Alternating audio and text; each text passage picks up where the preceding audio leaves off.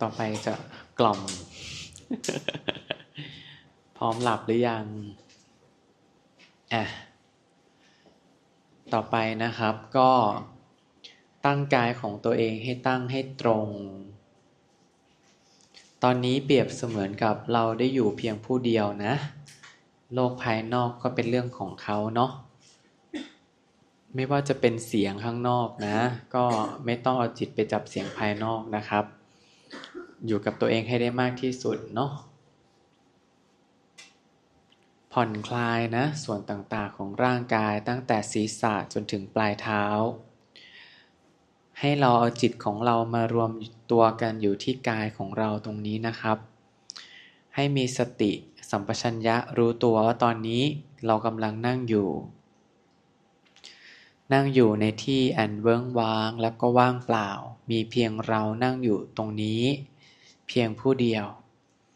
สิ่งภายนอกสิ่งอื่นใดๆให้เราละทิ้งให้หมดนะครับไม่ต้องเอาจิตวิ่งออกไปจับข้างนอกแล้วนะถ้ามันจะออกไปข้างนอกวิ่งออกไปจับที่เสียงก็ดีความคิดก็ดีให้เราดึงจิตกลับมาใหม่นะครับตอนนี้ให้เราผ่อนคลายที่สุดตั้งแต่ศีรษะจนถึงปลายเท้าอย่าไปมีความเกรงตรงตำแหน่งไหนเดี๋ยวมันจะปวดนะครับนั่งให้สบายที่สุดแต่ว่าหลังของเราต้องตั้งให้ตรงในตอนต่อไปให้เราค่อยๆน้อมจิตน้อมใจในการหายใจเข้าออกลึกๆสัก3 ครั้งเพื่อเป็นการบรรเทาเบาบางลมของเราก่อนหน้านี้ที่อาจจะมีความหยาบบ้างหรือความหายใจที่เร็วจนเกินไปต่อไปเราจะใช้คำว่าช้าแล้วก็ลึกหายใจเข้าลึกๆสัก3 ครั้งนะครับแล้วก็ออกลึกๆหายใจเข้าลึกออกปล่อยให้สุด3 ครั้งนะคลายลมหายใจเราก่อน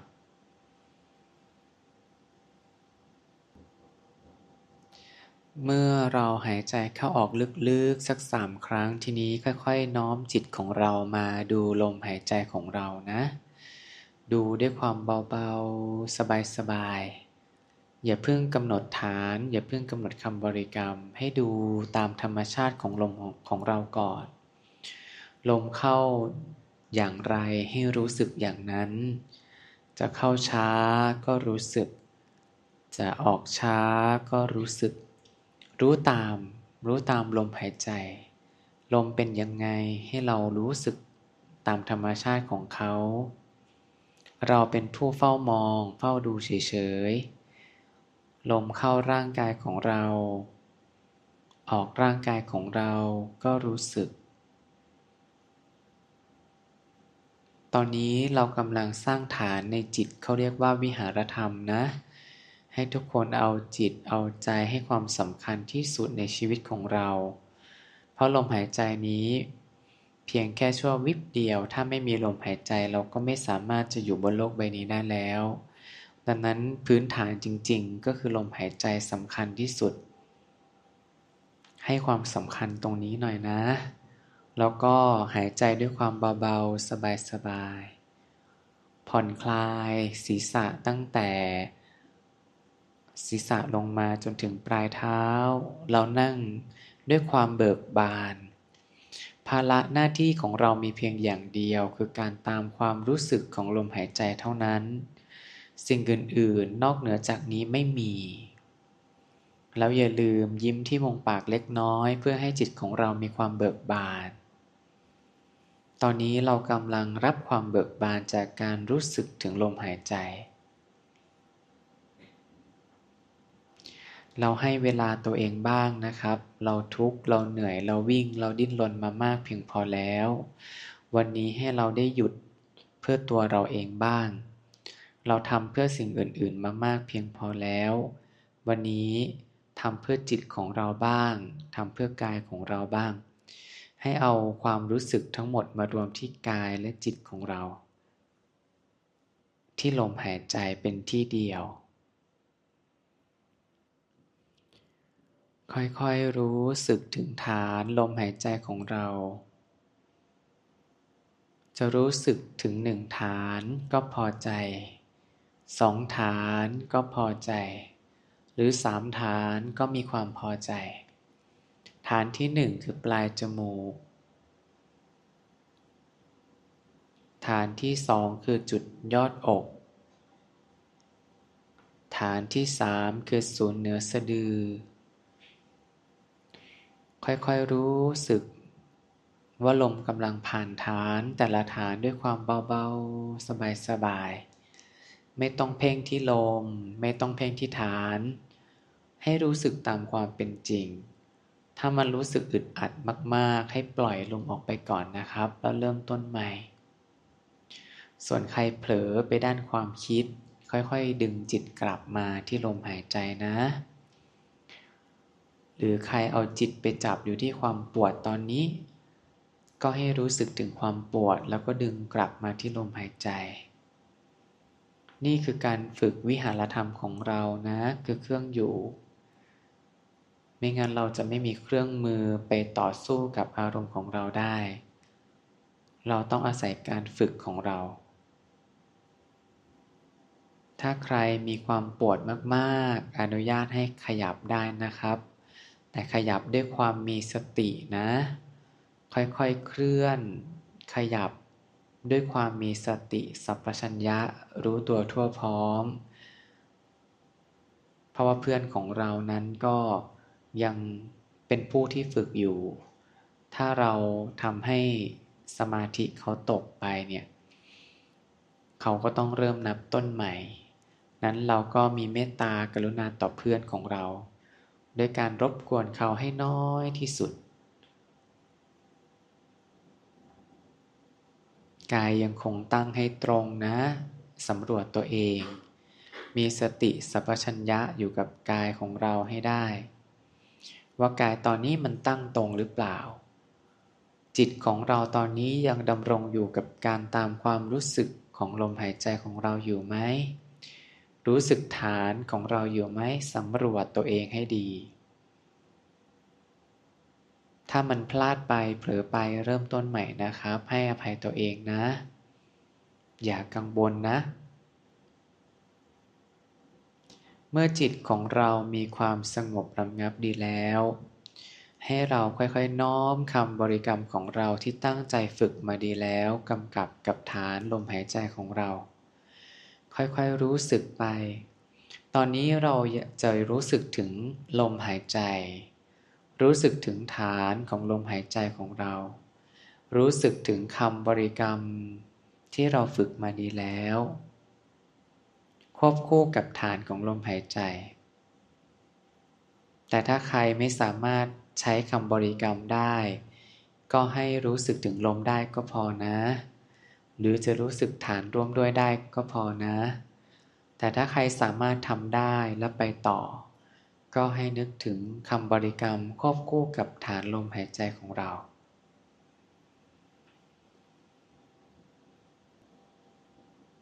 ถ้าใครสามารถทำจิตให้ละเอียดละออขึ้นไปได้ก็นับลมหายใจไปด้วยนะครับแต่ถ้าใครทำได้ถึงตรงไหนให้มีความพอใจเท่านั้นนะไม่ต้องกังวล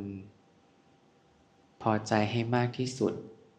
สมาธิมันถึงจะตั้งมั่นลงไปปล่อยวางเรื่องราวทั้งหมดตอนนี้เปรียบเหมือนกับเรานั่งอยู่ต่อหน้าองค์สมเด็จพระสัมมาสัมพุทธเจ้าครูบาอาจารย์ของเราแต่ละองค์ท่านกำลังเฝ้ามองพวกเราดูอยู่สิ่งศักดิ์สิทธิ์ทั้งหลายโดยเฉพาะท่านปู่พญายมและท่านลุงนายบัญชีท่านกำลังเฝ้ามองที่จะจดกุศลอันสูงสุดของเราในวันนี้เพราะพวกเราได้ตั้งใจมาในการให้ทานในครั้งนี้ก็เป็นกุศล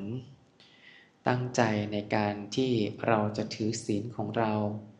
เพราะว่าวันนี้ที่เราได้ตั้งใจมานั้น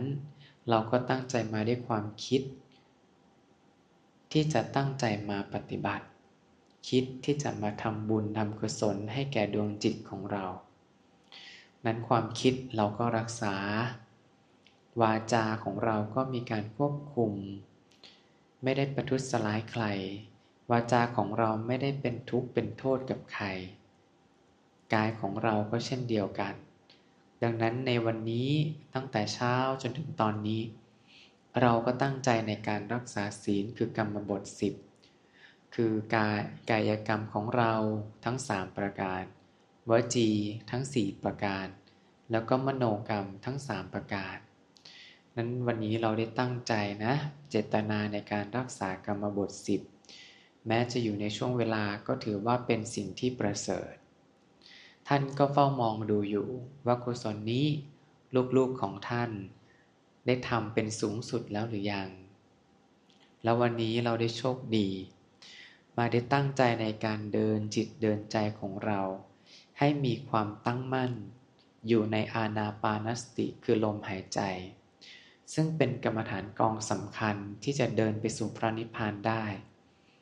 นั้นพวกเราก็ได้มีสัมมาสมาธิในวันนี้ก็คือดำรงสติให้มั่นอยู่ในขณะปัจจุบันขณะที่ทุกคนรู้สึกถึงลมหายใจนั้นก็เปรียบประดุจกับตอนนี้เราได้ละเสียซึ่งอดีตไม่คิดถึงอดีตและเราก็ละเสียซึ่งอนาคตไม่คิดถึงอนาคตว่ามันจะเป็นอย่างไรถ้าเราอยู่กับลมหายใจได้จริงๆเราจะอยู่กับปัจจุบันขณะได้อย่างเต็มเปี่ยมอย่างรู้ตัวและก็ทั่วพร้อมว่าตอนนี้เราควรจริงๆอยู่ในขณะปัจจุบันเท่านั้นและขณะที่เราอยู่ในปัจจุบันขณะเราก็มีเครื่องอยู่ของเราคือลมหายใจมีเครื่องอยู่ของเราคือฐานของลมหายใจเราก็มีเครื่องอยู่ของเราคือคำบริกรรมที่เรากำลังตั้งใจบริกรรมด้วยจิตที่จดจ่ออยู่จิตที่จดจ่ออย่างนี้จึงทรงกำลังทำให้เกิดสมาธิตั้งมั่นอยู่กับอารมณ์ใดอารมณ์หนึ่งวันนี้เราก็ได้ทำสมาธิอันเป็นบุญที่เรียกว่าบุญสูงสุดแต่เหนือกว่าสมาธิก็ยังมีบุญแห่งการเจริญวิปัสสนาญาณ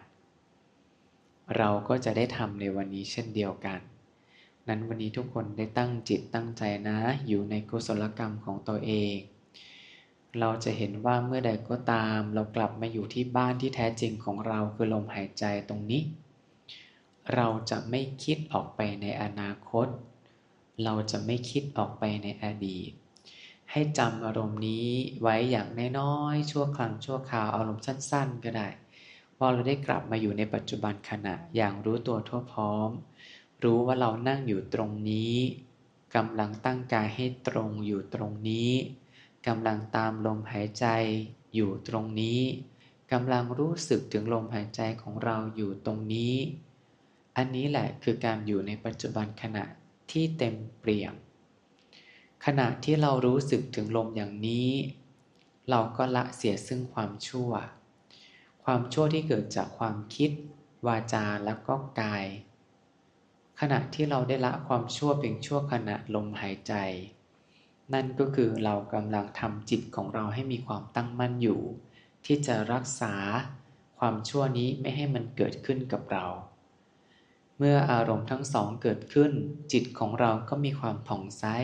เกิดขึ้นถ้าใครทำถูกจิตของเราจะมีความเบิกบานรู้สึกเบาและก็สบายท่านเรียกว่าเป็นอารมณ์ปิตินะครับเมื่อปิติเกิดปัสสัทธิคือความสงบมันจะเริ่มเกิดขึ้นจิตของเราจะเริ่มรวมตัวอันนี้ถือว่าเราเริ่มได้สมาธิที่สามารถจะเริ่มใช้งานได้แล้วแต่ถ้าใครยังรู้สึกหนักรู้สึกอึดอัดยังไม่เบาแล้วก็สบายก็ให้สำรวจใหม่นะว่าเราทำอะไรที่มันพลาดตรงไหนแล้วก็ปรับใหม่แล้วก็ให้อภัยตัวเองเริ่มต้นใหม่ตามลมหายใจใหม่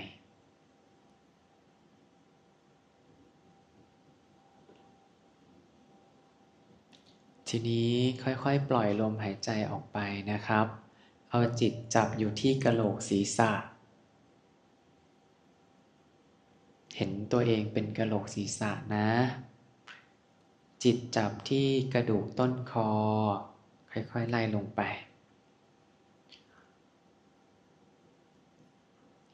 กระดูกไหล่ไหปลาร้าหัวไหล่ถึงข้อศอก ข้อศอกถึงข้อมือ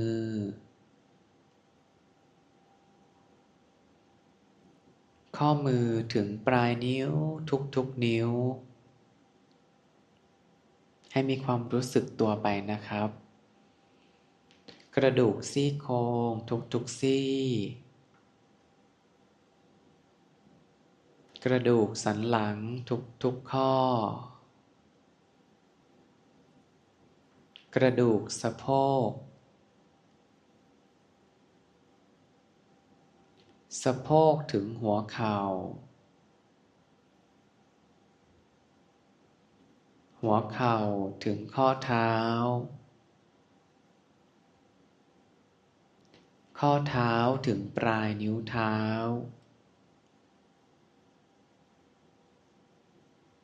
ปลายนิ้วเท้าถึงข้อเท้าข้อเท้าถึงหัวเข่า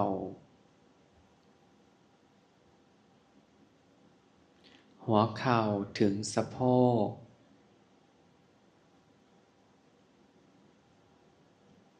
กระดูกสะโพกกระดูกสันหลังทุกข้อกระดูกซี่โครงทุกซี่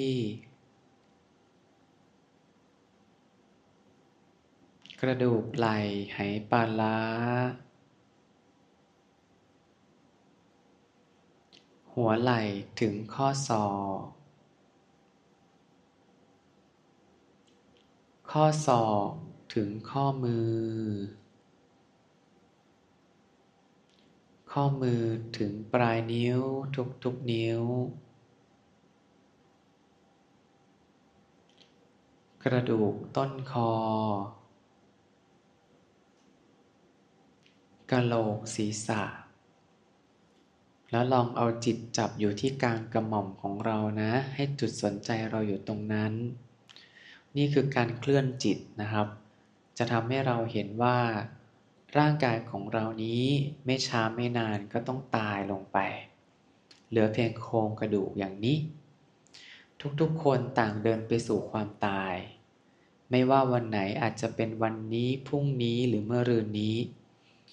เราสามารถที่จะเดินไปสู่ความตายได้ตลอดเวลานั้นอย่าใช้ชีวิตด้วยความประมาทเมื่อเราไปสู่ความตายค่อยๆน้อมใจเรานะที่เราเห็นว่าร่างกายนี้เป็นเราเป็นของเราเมื่อความตายมาถึงเราก็เหลือเพียงโครงกระดูกอย่างนี้ร่างกายที่เราคิดว่ามันเป็นเราเป็นของเราค่อยๆเสื่อมสลายลงโครงกระดูกนี้ค่อยๆสลายตัวลงเมื่อเวลาผ่านไปสัก100 ปี1,000 ปีโครงกระดูกที่มีความแข็งตัวอย่างเนี้ยที่เราคิดว่ามันเป็นของเรามันก็กลายเป็นเท่าฐานแล้วก็กลายเป็นดินผสมไปกับแม่ธาตุดินเราหาตัวตนแท้จริงของเราไม่มีดังนั้นจริงๆแล้วเราคือจิตหรือที่สมณกายที่มายืมร่างกายนี้เพียงชั่วครั้งชั่วคราวเท่านั้นน้อมดวงจิตของเราเป็นดวงกลมแก้วใสๆเป็นประกายที่อยู่ต่อหน้าต่อตาเรานะ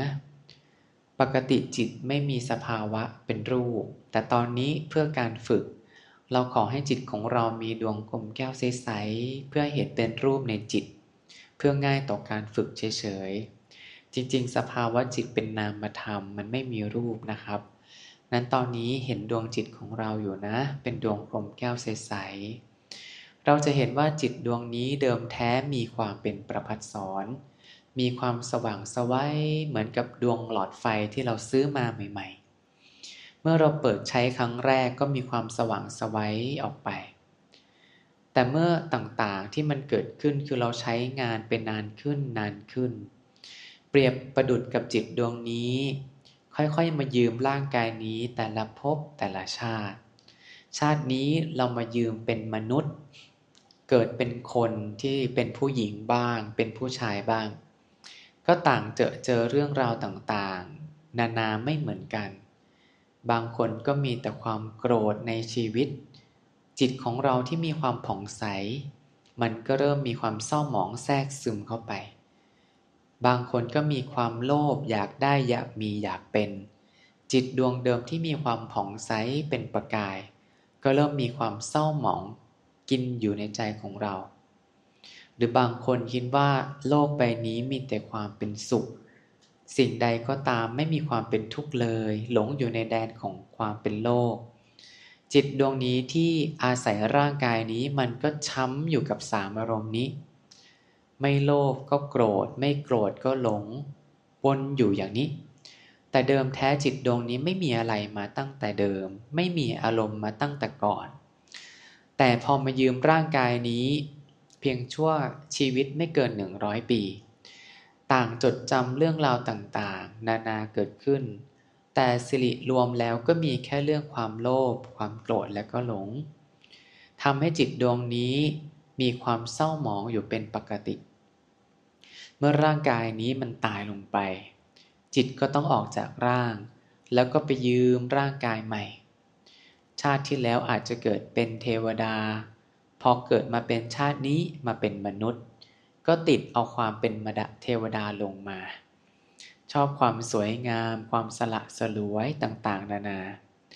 บางคนชาติที่แล้วเคยเกิดเป็นกษัตริย์ชาตินี้ก็เกิดเป็นขอทานก็เป็นได้ดังนั้นจิตดวงนี้ต่างท่องเที่ยวไปในแดนทั้งสามไม่ว่ามนุษย์โลกการเกิดเป็นคนก็เคยเกิดเป็นมาหมดแล้วผู้หญิงก็เป็นผู้ชายก็เป็นแต่ก็ไม่ได้อะไรจริงอยู่ในเรื่องราวเรื่องนั้นมีแต่อารมณ์ที่แทรกซึมอยู่ในจิตมีแต่ความโลภความโกรธความหลงที่แทรกซึมอยู่ในจิตจิตของเรามันจึงช้ำไปด้วยอารมณ์ต่างๆที่สั่งสมมานานท่านเรียกว่าอนุสัยอนุสัยนี้มันจึงมีแต่ความโกรธความโลภความหลงเราเกิดมาตั้งแต่เด็กเราก็สามารถที่จะโกรธคนเป็นเรื่องธรรมชาติเพราะจิตดวงนี้ฝึกฝนมานานเราเกิดมาตั้งแต่เด็กเราก็สามารถที่จะโลภได้อยากมีอยากเป็นเหมือนคนอื่นมันก็ไม่แปลกเพราะว่าจิตดวงนี้เกิดมานานเช่นเดียวกันความหลงก็อุปมาอุปไมยเหมือนกันดังนั้นจิตดวงนี้ต่างสะสมไปด้วยอนุสัยที่มีความโลภความโกรธและก็ความหลงถ้าตราบใดจิตดวงนี้กลับมาเกิดใหม่เกิดเป็นมนุษย์ใหม่ก็ต้องมาทนต่อความเป็นทุกข์ที่เราเจอกันทุกวันนี้ถ้ากลับไปเป็นเทวดาเป็นนางฟ้าพอหมดบุญก็ต้องมาเสวยผลเป็นแบบนี้อีกแม้จะเป็นพรหมก็เช่นเดียวกันดังนั้นการเกิดใหม่ของจิตตามภพแต่ละภพนั้นย่อมเป็นไปในแดนของความเป็นทุกข์ดังนั้นเราจึงขออาราธนาพระบารมีองค์สมเด็จพระสัมมาสัมพุทธเจ้าขอพระองค์ได้ปรากฏอยู่ในกลางดวงจิตของลูกได้เถิดพระพุทธเจ้าค่ะตอนนี้ดูนะว่าดวงจิตของเราที่มีความเศร้าหมองมีความไม่ผ่องใสมีองค์พระปรากฏอยู่ภายในองค์พระที่ปรากฏนั้นเปรียบประดุจกับความเข้าใจว่าร่างกายที่พวกเรากำลังอาศัยอยู่เนี่ยเราก็ยืมมันแค่ชั่วครั้งชั่วคราวไม่เกิน100 ปีเราก็ต้องคืนให้กับเหมือนโครงกระดูกที่เราพิจารณามาแล้ว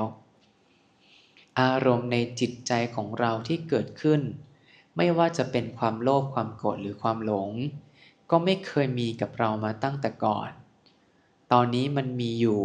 เนื่องจากว่าจิตมีสภาวะจำแต่ตอนนี้การเข้าใจความเป็นจริงอย่างนี้ตามคำสอนขององค์สมเด็จพระสัมมาสัมพุทธเจ้าจึงทำให้ดวงจิตของเรานั้นมีภาพพระปรากฏอยู่กลางดวงจิตของเราทุกคนน้อมนึกถึงองค์พระที่เราชอบไว้ให้มากที่สุดแล้วก็เห็นองค์พระปรากฏอยู่ภายในองค์พระมีความสว่างไสวอยู่ภายในค่อยๆมองดูจุดกลมใสๆตรงกลางองค์พระให้มีความสว่างไสวออกไปใสในใสใสในใสองค์พระก็เริ่มใสตัวขึ้นจิตของเราก็มีความสว่างไสวขึ้นการที่เราเห็นตัววิชชาคือความเข้าใจตามความเป็นจริงทำลายอวิชชาคือความเห็นผิดที่จิตมันสั่งสมความโลภความโกรธความหลงมานาน ด้วยการใช้เดินวิชาอย่างนี้จะทำให้เราละเสียซึ่งอนุสัยเพียงชั่วขณะนี่คือการละอารมณ์กิเลสในอารมณ์ที่เรียกว่าเป็นอารมณ์ว่างจากกิเลสนั้นถ้าเราฝึกละด้วยอารมณ์เห็นองค์พระปรากฏอยู่ภายในจิตของเราบ่อยๆอารมณ์โลภโกรธและหลงมันจะทำงานของมันไม่ได้นี่คือการทำงานให้จิตดวงนี้มีกำลังในด้านของการปฏิบัติมากขึ้นนั้นตอนนี้จิตของเรามีองค์พระอยู่ภายในองค์พระมีความสว่างไสวอยู่ตรงกลางแล้วเลยไปถึงขอบดวงจิตของเราสว่างไสวจนกระทั่งเราไม่เห็นขอบดวงจิตของเรากลืนกันเป็นเนื้อเดียวกันตอนนี้จุดตรงกลางองค์พระก็มีความสว่างไสวใสในใสเพ่งจิตไปตรงใสในใสใสในใสใสในใสค่อยๆสว่างว่างออกไปใสในใสใสในใสใสในใสสว่างว่างออกไปความใสความสว่างความว่างตรงนี้มันเป็นกสิณกองหนึ่งท่านเรียกว่าโอทากสิณหรืออาโลกสิณกสิณความสว่างกับกสิณความใสนั้นตอนนี้เรากำลังทรงสมาธิที่ช่วยให้จิตของเรานั้นมีกำลังมากขึ้นตอนนี้ทุกคนยังเห็นองค์พระอยู่ภายในดวงจิตของเราดวงจิตของเราที่มีความเศร้าหมองเห็นไหมก่อนหน้านี้ที่มีแต่ความโลภความโกรธและความหลงมีความดำๆเคลือบอยู่ในจิตเปรียบเสมือนหลอดไฟที่มันใช้มานานตอนนี้จิตของเรามีความสว่างไสวกลับมาเป็นจิตดวงเดิมที่ไม่มีอารมณ์ต่างๆผุดขึ้นมาจากอนุสัยที่มันสั่งสมมาต่อไปเราจะเริ่มใช้วิชาในการเห็นถูกต้องเขาเรียกว่าสัมมาทิฏฐิเห็นทุกสิ่งทุกอย่างตามความเป็นจริงที่องค์สมเด็จพระสัมมาสัมพุทธเจ้าท่านได้เมตตาสั่งสอนเราทีนี้ทุกคนลองเอาจิตมองลงมาดูข้างล่างเปรียบประดุจกับตอนนี้เราขึ้นเครื่องบินนะใครเคยขึ้นเครื่องบินเนาะลองมองลงมาข้างล่างดูสิดูโลกมนุษย์ของเราดูสิมองเห็นหลังคาบ้านไหมหลังคาเยอะแยะมากมายเนาะแล้วก็เห็นรถที่กำลังเคลื่อนไหวเห็นคนกำลังทำงานเราเห็นไหมว่าดวงจิตทุกๆดวงที่มายืมร่างกายที่เรียกว่ามนุษย์แบบนี้ต่างก็ต้องทำงานเพื่อการที่จะดำรงชีวิตอยู่ทุกคนมีความหิวกระหายในความทุกสิ่งทุกอย่างที่ทำให้ต้องดิ้นรนจึงทำให้ต้องไปทำงานตื่นแต่เช้าทำงานออกไปก็โดนนายด่านายว่าถูกงานบีบคั้นแต่ก็ต้องทำเพื่อต้องเลี้ยงชีพพอไปเจอผู้คนบางคนพูดดีก็ดีใจบางคนพูดไม่ดีก็เสียใจหรือไปเจอเพื่อนที่รักไปเจอครอบครัวบางคนก็เจอเรื่องราวที่ร้ายกับเรื่องราวกับตัวเองมากๆเรามองดูเพื่อนมนุษย์เราสิต่างมีแต่ความวิ่งบนขณะที่เขามีความวิ่งบนเขาก็หอบความเจ็บไข้ไม่สบายเห็นไหมมีคนบางคนก็ป่วยบางคนไม่สบายหนักๆก็แก่มากๆก็ตายลงไปเราจะเห็นว่ามนุษย์ที่อยู่ข้างล่างเนี่ยที่เรามองดูตอนนี้นะมีแต่ความวุ่นวายมีแต่ความทะเยอทะยานแล้วก็มีแต่ความอยากบางคนก็รวยมากมหาศาลเลยสุดท้ายก็ไม่ได้อะไรกลับไปอยู่ดีบางคนมีคนนับหน้าถือตามากมายมีคนสรรเสริญมากมายแต่สุดท้ายคนที่สรรเสริญก็ตายคนถูกสรรเสริญก็ตายเรื่องราวที่กำลังสรรเสริญก็ดับไปเพราะว่าไม่มีคนสรรเสริญและคนถูกสรรเสริญก็ตายไปนี่คือสัจธรรมที่มันเป็นความจริงเราลองเอาจิตของเราที่อยู่ข้างบนตรงนี้มองลงไปดูข้างล่างเราจะเห็นว่าเพื่อนมนุษย์ที่เกิดเป็นเพื่อนของเราเนี่ยที่เกิดเป็นพ่อเป็นแม่เป็นพี่เป็นน้องเป็นญาติหรือคนรู้จักของเราเองหรือแม้กระทั่งศัตรูของเราเองเนี่ยเขาก็ต้องถูกร่างกายมันบีบคั้นเหมือนเราถูกไหมถูกอารมณ์บีบคั้นเหมือนเราถูกไหมถูกความโกรธความโลภความหลงผลักให้เราทำงานบางอย่างทำเรื่องบางอย่างทำร้ายคนอื่นก็ยังได้เลยเพื่อให้รักตัวเองมากขึ้นถูกไหมดังนั้นทุกคนที่อยู่ข้างล่างเนี่ยทำไปด้วยความดิ้นรนเพราะถูกบีบคั้นจากร่างกายและก็จิตใจของเขา นั้นเรามองดูเถอะคนที่ด่าเราก็ดีว่าเราก็ดีเขาก็ถูกอารมณ์ต่างๆบีบคั้นเขาจึงมากระทำต่อเราแต่ก็ไม่มีเรื่องราวอะไรจริงอยู่ภายใต้โลกข้างล่างนั้นเลยเพราะทุกคนล้วนแล้วแต่เดินไปสู่ความตายถูกไหมค่อยๆพิจารณาไปนะดังนั้นเราจะเห็นว่าเพื่อนที่เกิดแก่เจ็บตายของเราต่างก็มีทุกข์เหมือนเราก็ค่อยๆน้อมจิตของเราที่เห็นความเป็นจริงอยู่อย่างนี้ตามคำสอนขององค์สมเด็จพระสัมมาสัมพุทธเจ้าค่อยๆแผ่ไปนะขอให้ทุกๆท่านนะที่กำลังดิ้นรนอยู่ตอนนี้ทุกๆท่านที่มีความกระวนกระวายใจอยู่ตอนนี้ขอให้ได้มีความเป็นสุขเหมือนกับเราตอนนี้เถอะตอนนี้จิตเรามีความว่างสว่างไสวมีองค์พระปรากฏอยู่ภายใน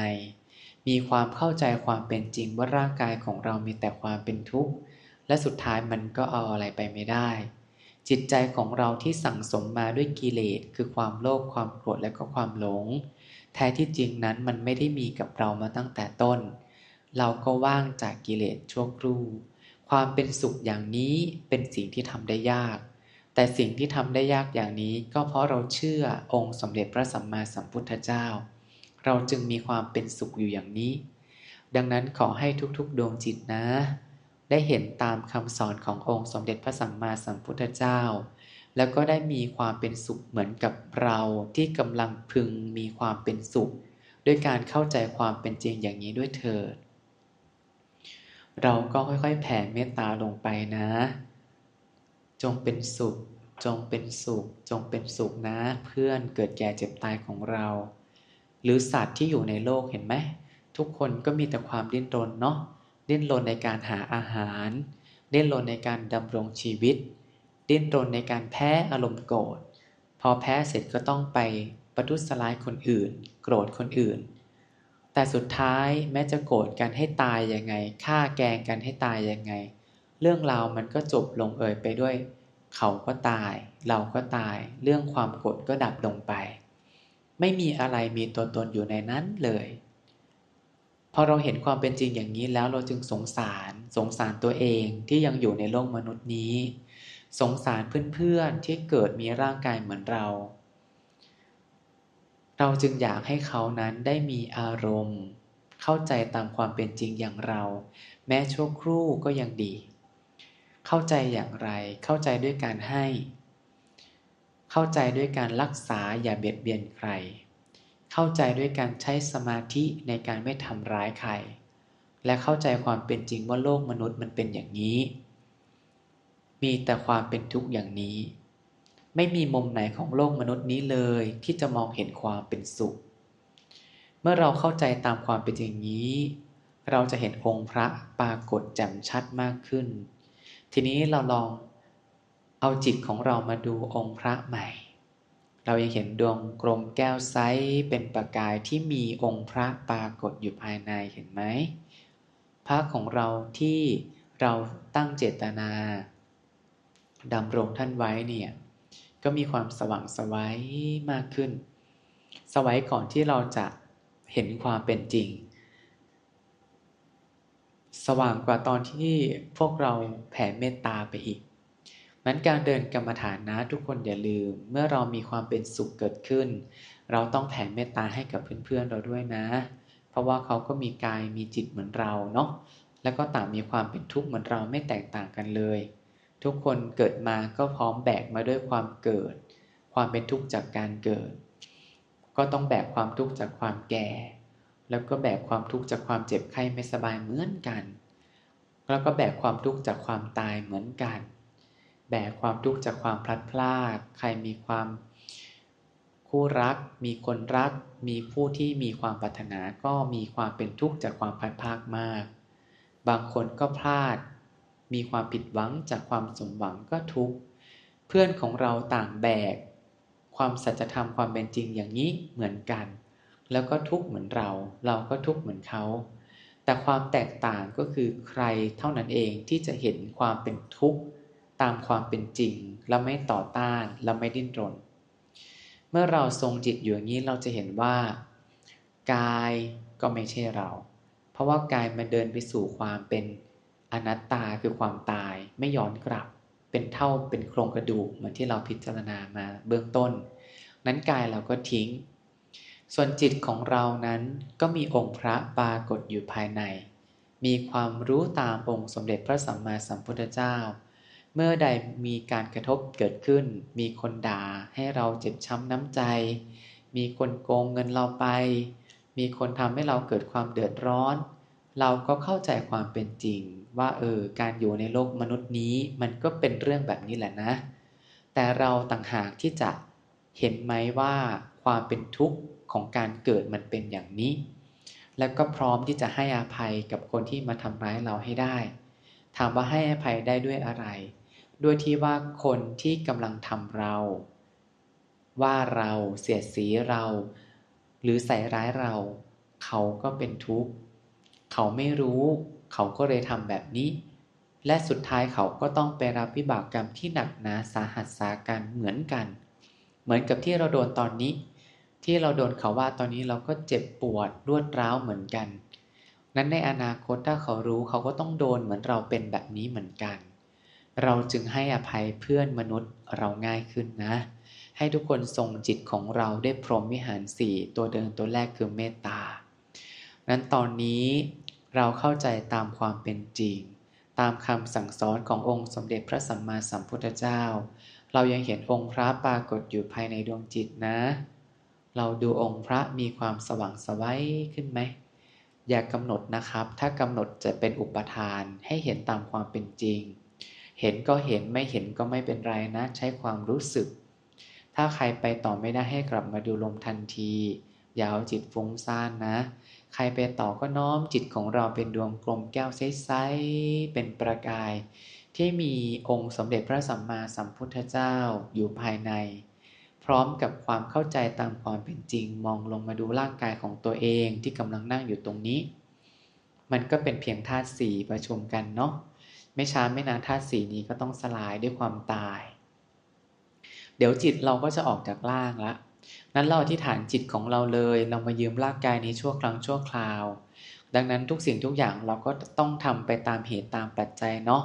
เรามีก็พอใจมีมากก็พอใจมีน้อยก็พอใจนะอย่าไปดิ้นรนนะ